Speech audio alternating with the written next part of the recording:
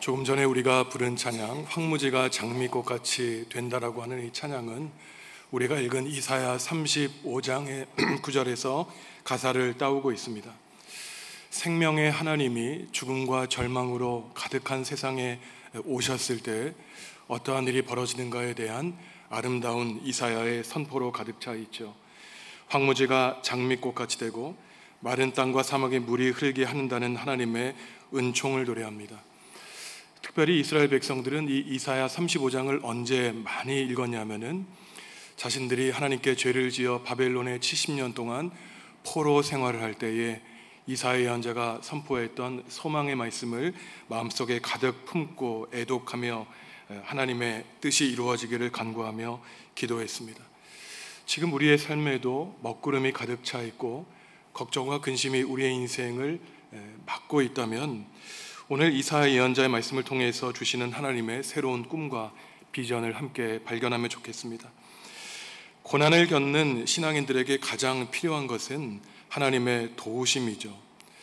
하나님은 이집트와 바벨론에서 430년 또한 70년 동안 포로 생활하는 이스라엘 백성을 찾아오셨습니다.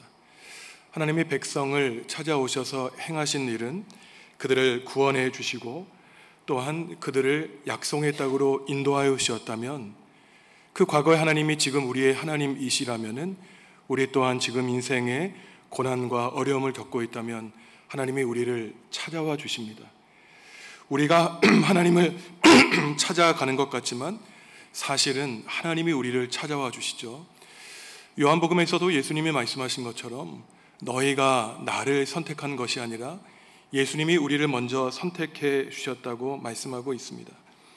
우리가 아무리 하나님을 찾아와서 예배한다고 할지라도 하나님이 바로 지금 이 시간 이 자리에 찾아와 주시지 않으면은 저의 설교, 우리의 찬양, 우리의 기도, 우리의 예배가 소용이 없겠죠. 하나님이 지금 이 자리에 오셔서 우리의 예배를 받아주십니다. 오늘의 그리스도인들은 계속해서 성령 강림 주일을 보내고 있는데 오늘 성령 강림 주일 후 16째 주일을 보내면서 성령님을 맞아들인다는 것은 우리를 향해 찾아오시는 하나님을 맞이한다는 것을 뜻하는 것입니다. 성령님이 강림하신 후에 그리스도인이 하나님을 모시고 사는 것은 나 자신과 인류와 피조 세계에 오시는 하나님을 영접하는 것이죠. 오늘 우리가 이사야 35장의 말씀을 통해서 묵상해야 되는 것은 그렇다면은 하나님이 이 땅에 왜 오시는지, 우리에게 찾아오셔서 우리의 삶과 가정과 피조 세계를 어떻게 변화시켜 주시는지 하나님의 뜻을 묵상해야 되는 것이죠. 먼저 본문을 자세하게 묵상하기 전에 이러한 말씀을 듣는 당시의 백성의 상황이 어떠했는지 우리는 알아야 됩니다. 이 사람들은 바벨론의 포로 생활에 있었고 4절 첫 구절을 보시면 이들을 묘사하기를 겁내는 자라고 묘사되어 있습니다. 성경의 각 줄을 보면은 마음이 성급한 사람으로 되어 있죠. 너무나 고통 가운데 있습니다. 인생이 무너지고 나라를 잃었습니다. 마음이 급했어요. 도대체 하나님이 왜 우리를 수십 년, 수백 년 동안 포로 생활 고통 가운데 빠져 있게 하는가? 두려움과 걱정과 근심 속에 있었는데 오늘 이사야가 말하기를 굳세고 두려워하지 말라고 말씀하십니다. 왜냐하면은 우리의 인생이 변화되게 되는 계기가 있는데 그 변화의 순간은 다름 아니라 하나님이 우리를 향해 오시는 그 순간이라는 것이죠. 하나님이 오셔서 보복하시고 갚아주시며 구원해 주신다고 선포하고 있습니다. 이처럼 하나님은 오시는 하나님입니다. 인류의 운명을 찾아오시고 우리가 앞으로 벌어질 미래에서 지금 현재를 향해 찾아오고 계시죠. 그런데 하나님이 우리를 향해 이 땅에 오시는 분명한 이유가 있습니다. 보복하시고 복수를 행하시기 오시는 것이죠.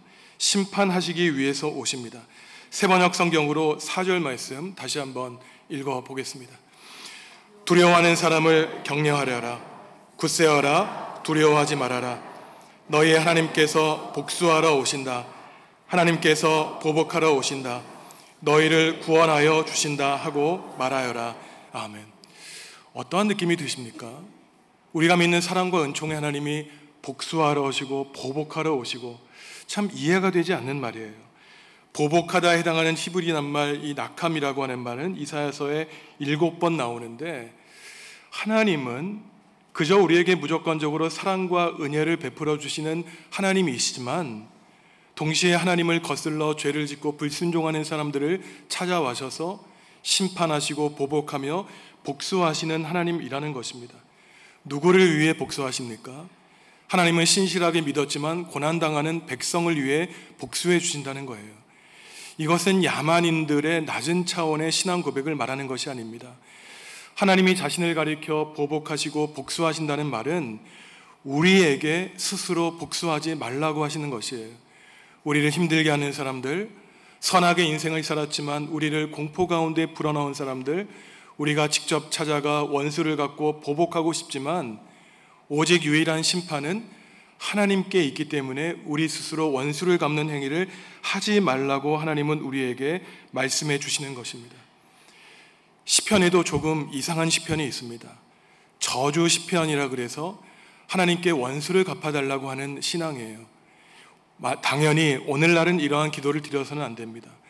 하지만 이스라엘 백성들이 극심한 고통에 있을 때 원수들을 저주해달라고 기도하는 것은 내가 복수와 저주를 행하겠다는 것이 아니라 하나님, 내 마음속에는 보복의 그 마음이 가득하지만 저는 그렇게 하지 않겠습니다. 하나님께 심판을 맡기겠사오니 저의 억울함을 풀어달라고 하는 그러한 기도인 것이죠. 백성들이 왜 이러한 기도를 드렸을까요? 시편 79편을 보시면은 잔혹하게 이스라엘 백성을 식민 통치했던 바벨론 백성들이 이스라엘에 쳐들어와서 수많은 백성을 죽이니 이스라엘 땅에는 시체가 질비하였고 시인이 기도하기를 낮에는 들짐승이 밤에는 새가 그 시체들을 쪼아먹었다고 탄식하며 기도하고 있습니다. 이러한 상황 가운데에 그들은 나약해서 어찌할 도리가 없었죠. 자신들의 국력으로 힘과 능력으로는 그 가장 강대했던 제국 바벨론에서 해방을 얻을 수가 없었습니다. 자신을 구원해 주실 분은 오직 하나님 한 분밖에 없다는 사실을 알고 있었죠. 하나님을 예배했던 성전이 무너졌고 가정이, 삶이 다 파괴되었습니다. 그때 그들이 기도했던 것은 하나님 오시옵소서, 창조주 하나님, 구세주 하나님, 우리를 찾아와 주셔서 우리를 새롭게 빚어주시고 우리를 구원해 달라고 하는 그 간절할 기도를 드렸습니다. 그러니 성도 여러분, 우리가 인생의 힘든 시절을 찾아갈 때 다른 인생을 찾아가는 것이 아니라 한 분 하나님께 기도해야 되겠죠. 단순한 기도를 드리시면 됩니다. 하나님, 제발 저에게 와주십시오. 저의 이 힘든 상황 가운데 주님이 찾아와 주셔서 저를 만나 주시고 이 고통 가운데 나와 함께 하여 주시며 십자가에 달리신 주님께서 우리를 위해 다시 한번 보혈 흘려 주십시오. 우리는 하나님께 기도하며 간구해야 됩니다. 하나님이 이스라엘 백성들을 찾아오셨어요. 그때 인생과 가정과 피조 세계가 변화된 것을 이사야는 노래하고 있습니다. 어떻게 바뀌게 됩니까? 걷지 못했던 사람이 뛰게 되고 보지 못했던 사람이 보게 되며 듣지 못했던 사람이 하나님의 복음을 듣게 된다고 이사야는 선포하고 있습니다. 죽음과 절망으로 가득한 세상에 생명의 하나님이 찾아와 주셨기 때문인 것이죠. 몸과 마음이 아픈 성도 여러분들 계시지 않습니까? 그때 이렇게 기도하십시오. 하나님, 우리를 찾아와 주십시오. 그것도 저의 아픔과 질병의 자리에 찾아와 주시기를 원합니다. 하나님, 고통의 자리에 주님만 함께 계셔 주신다면 이 고통과 괴로움 하나님의 뜻으로 받아들이겠습니다. 하나님, 고쳐주시고 우리를 낫게 하여 주십시오. 하지만 십자가에 달려 돌아가신 주님만 계시다면 죽음마저 두렵지 않습니다. 사나 죽으나 오직 하나님께 영광이라는 바울 사도의 고백이 우리의 고백에 대한 놀라운 경험을 하게 될 것입니다. 하나님의 포로 생활 가운데 있는 백성을 찾아오셔서 이스라엘 백성을 고쳐주신 일은 누가 있습니까? 하나님의 독생자 아들 예수 그리스도께서도 똑같은 일을 하셨어요. 마태복음 11장과 누가복음 7장을 보시면은 감옥에 갇혀 있었던 세례자 요한이 제자들을 보내서 자신의 사촌 동생인 예수님께 질문하게 합니다. 세례자 요한마저도 자신은 광야에서 예수 그리스도의 길을 준비하는 자라고 고백했지만 정작 자신의 사촌 동생이 태어나니 그분이 우리가 기다리던 메시아인지 아닌지 의심을 했던 것이에요. 제자들이 예수님을 찾아가 세례 요한을 대신해서 묻습니다. 오늘 이사야 35장의 주제인 오시는 하나님에 관한 주제인데, 세례 요한이 예수님께 제자들을 통해 묻기를 오실 그분이 당신입니까? 아니면 우리가 다른 사람을 기다려야 됩니까? 라고 질문하자 예수님은 그러한 세례자 요한의 제자들에게 내가 그다 아니다 이렇게 대답하지 않으세요. 왜냐하면 예수님이 보시기에는 너무나 유치한 질문이었기 때문입니다. 예수님이 메시아이고 그리스도이신 것은 예수님이 대답하거나 대답하지 않거나에 달려있는 것이 아니라 예수님이 그 대답을 어떻게 하시냐면은 오늘 이사야 35장 5절과 6절에 있는 말씀으로 대신하십니다. 마태복음 11장 5절과 6절 말씀 예수님의 대답 함께 읽습니다. 눈먼 사람이 보고 다리 저는 사람이 걸으며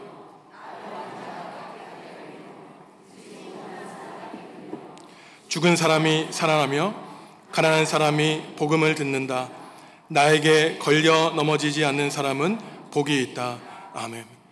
이사야 35장에서 이사야 예언자가 선포한 하나님의 구원의 때에 발생할 모습, 바로 예수님이 이루셨다고 암시적으로 대답하시는 것입니다. 너희들이 내가 그 메시아인지 아닌지는 스스로 판단하라는 것이에요. 그러면서 마지막에 중요한 말씀을 덧붙이시는데, 오늘 우리가 가지고 있는 성경에서는 뭐라고 번역하고 있냐면은 나로 말미암아 실족하지 않는 자는 복이 있다. 새 번역에서는 오늘처럼 나에게 걸려 넘어지지 않는 사람은 복이 있다고 말하고 있는데, 이게 무슨 말이냐면은 나의 말을 듣고 나를 의심하지 않는 사람이 복이 있다라고 예수님은 말씀하시는 거예요. 이게 무슨 말입니까? 평생을 예배당에 나와 매주일 빠지지 않고 예배하는 사람일지라도 예수님을 구세주로 고백하면서도 구체적인 우리의 인생의 문제에서는 예수님을 의심하는 사람이 있다는 것이에요. 이러한 불신이 계속되다가 결국 예수님을 떠나는 사람들이 있습니다. 인생의 고통과 괴로움 가운데 있을 때 내가 간절히 기도하는 그 기도가 이루어지지 않는다고 생각할 때 예수님은 나를 믿고 신뢰하고 평생을 나를 따르라고 말씀하시지만 걷지 못했던 사람이 걷게 되고 예수님을 믿지 않았던 사람들이 복음을 믿으며 생명을 얻게 된다는 이 말씀을 믿지 못하고 걸려 넘어지는 사람이 있다고 예수님은 말씀하셨던 것이죠. 예수님이 이 땅에 내려오셔서 사람들에게 오신 그 목적도 바로 병든 자를 고쳐주시고 치유하시며 하나님의 생명의 복음을 전하신 것이고, 그랬다면 지금도 성령님이 지금 이 자리에 우리를 찾아오셨다는 사실을 우리는 확신해야 되는 것입니다. 우리를 고쳐주세요. 우리의 마음속에 성령님이 함께 계십니다. 어두움을 물리쳐 주시고 우리를 밝은 길로 인도해 주시죠. 우리의 문제는 예수님이 말씀하신 것처럼 예수님의 말씀을 믿지 않고 걸려 넘어지는 것입니다. 예수님이 우리 인생의 의심의 대상이 된 것이에요. 아픈 사람이 의사 선생님을 찾아갔어요. 몸을 맡겨야 되겠죠. 그 약 처방대로 약을 꾸준히 먹어야 됩니다. 의심하지 않고 병원에 갔는데 그 병이 어떻게 낫겠습니까? 마찬가지이죠. 우리가 이 자리에 나왔다면 우리의 모든 문제를 가지고 주님 앞에 나가야 돼요. 우리가 해야 될 일은 아주 단순합니다. 내가 고침을 받아야 될 문제가 무엇인지, 우리 가정에 어떠한 아픔이 있는지, 내 인생의 문제를 온전히 하나님께 기도하는 것이에요. 그러면 하나님이 우리에게 처방전을 내려주십니다. 그 처방전은 다른 것이 아니에요. 나를 믿으라는 것입니다. 굳세라는 것이에요. 의심하지 말고 두려워하지 말라는 말씀을 우리에게 주시며, 하나님을 간절히 믿고 의심할 때에 때로는 쓰러지고 넘어질지라도 결국 우리의 종국의 길은 하나님의 승리의 길인 것입니다. 하지만 하나님이 우리를 찾아오시면 단지 우리의 병을 고쳐주실 뿐만 아니라 피조 세계가 회복되는 것이에요. 오늘 우리가 찬송하고 말씀을 읽은 것처럼 마른 땅 광야에 물이 솟게 됩니다. 승냥이가 논과 밭을 파괴했다면 그 파괴된 땅에 부들과 풀이 일어나게 된다고 예언자는 미래의 일을 선포하고 있는 것이에요. 하나님을 적대하는 백성이 저지른 죄로 심판을 받으면 궁궐과 요새가 승냥이가 사는 굴이 될 것이라는 예레미야의 심판의 말씀과 반대가 되듯이 바로 식물과 생명이 우리의 어두운 땅에 솟아나게 될 것이라고 하나님은 소망의 말씀을 주십니다. 농사 짓는 분들, 텃밭을 가꾼 분들은 잘 아시지 않습니까? 새벽부터 밤늦게까지 우리가 아무리 열심히 땅을 가꾸고 물을 주더라도 하나님이 하늘에서 한 줄기 빛을 내려주시지 않고 물 한 방울 주시지 않으면 우리의 모든 수고와 노력이 헛되되는 것 너무나 잘 알고 있습니다. 지금 지구는 기후위기로 몸살을 앓고 있죠. 전쟁으로 수많은 사람들이 목숨을 잃어가고 있습니다. 생태계가 파괴되었고 물 부족으로 물 공급에 어려움을 겪고 있습니다. 비옥한 땅이 광야가 되고 있죠. 사막화가 되고 있습니다. 사실은 이 말씀은 2500년 전 이미 예언자들이 경고했던 말씀이에요. 온여름 특별히 더웠는데 기후학자들이 경고하기를 이러한 무더위가 날이 갈수록 더 극심해질 것이라고 경고하고 있습니다. 이 땅이 더워졌기 때문에 수많은 홍수가 날 것이라고 합니다. 우리의 자녀들은 더 비극적인 인생을 살아갈 것이고, 우리가 환경운동을 하는 이유는 다른 것이 아니라 하나님이 지은 이 세계를 더욱더 오래 보존하기 위한 것이에요.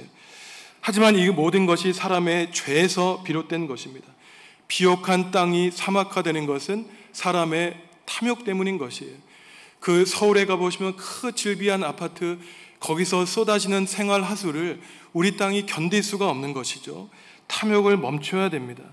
예언자 예레미야는 22장 6절에서 내가 반드시 너로 광야와 주민이 없는 성읍을 만들 것이라고 한 경고가 바로 우리에게 이루어지고 있지만, 이사야 예언자는 소망을 발견하고 있습니다. 하나님이 찾아오시면 우리의 세상이 변할 것이라고 하시죠. 구체적으로 이렇게 말씀합니다. 광야에 물이 섰고 대로가 날 것이라고 말씀하고 있어요. 이것은 이집트에서 광야를 지나 가나안 땅에 도착했던 출애굽의 두 번째 역사인 제2의 출애굽을 말합니다. 이사야 40장에서도 이사야 예언자가 선포하기를 그 이집트에서 머나먼 광야를 지나 가나안 땅에 돌아올 때 구불구불했던 광야의 그 길을 탄탄대로가 되게 할 것이라고 예언자 이사야가 선포했던 것처럼, 오늘 35장 말씀에서도 너희에게 거룩한 자들이 걸을 수 있는 대로가 나게 해 주실 거라고 주님은 말씀해 주셨어요. 그 이름을, 그 도로명을 붙이기를 거룩한 길이다라고 붙여주셨다는 것입니다. 여러분 주소명 도로명은 어떻습니까? 내장산 길이세요? 정읍길입니까? 우리의 길이 거룩한 길이라고 하나님이 그 길의 이름을 붙여주신다는 것이에요. 단지 한순간 두 순간만 거룩한 길을 걷는 것이 아니라 우리의 인생 하나님이 찾아와 주시기만 하고 우리가 그 하나님을 영접하기만 하면은 우리의 길이 탄탄대로가 될 것이라고 말씀하시며, 부정한 사람들은 걷지 못하되 하나님을 믿는 구원받은 사람만 걸을 수 있다고 말씀하십니다. 더 이상 그 길에는 사나운 든지승이 찾아와 우리를 공격하지 못한다고 약속해 주셨어요.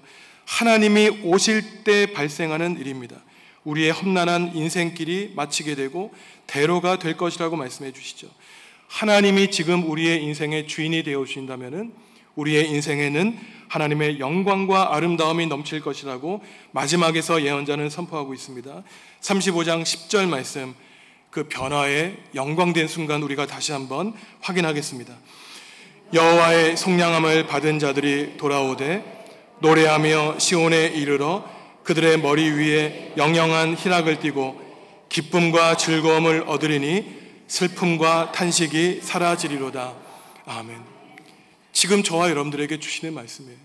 슬픔과 탄식이 사라지고 하나님의 영광과 아름다움을 보게 되어 기쁨과 즐거움이 우리의 인생에 넘치게 될 것이라고 하나님은 약속해 주십니다. 성도 여러분, 지금 이 자리에 하나님이 오십니다. 여러분 힘들고 외로울 때 나에게 전화 한 통 중에 주어서 1, 2분만 대화할 수 있는 사람이 있다면 얼마나 기쁘고 감사한 일입니까?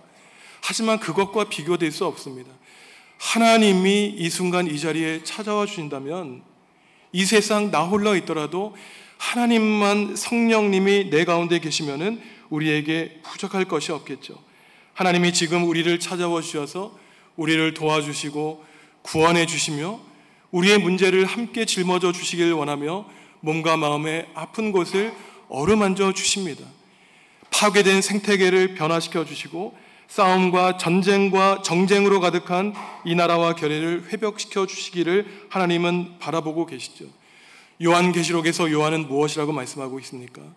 예수 그리스도께서 문 밖에 서서 우리의 마음 문을 두드리신다는 거예요.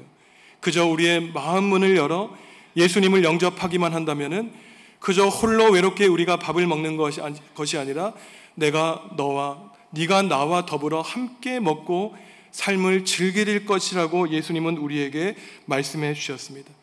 성도 여러분, 지금 성령님이 우리 곁에 계십니다.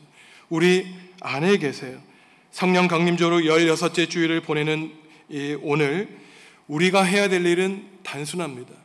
우리를 찾아와셔서 우리의 마음문을 두드리시는 성령님께 우리의 문을 활짝 열고 우리의 낮은 이 마음을 하나님께 높이 들어 올려서 성령님, 내 좁은 마음 찾아오셔서 영혼으로 가득 채워 주십시오. 죽음과 절망의 고통으로 힘겨워하고 있는 저에게 생명의 복음으로 새롭게 나의 인생을 변화시켜 주시고 우리 가정 가운데 성령님의 은총으로 가득 채워 주옵소서. 우리는 기도하기만 하면 되는 것입니다. 나머지 모든 일, 세상을 만드시고 우리를 구원해 주시기 위해 이 땅에 오신 주님께서 다 알아서 해 주실 것입니다.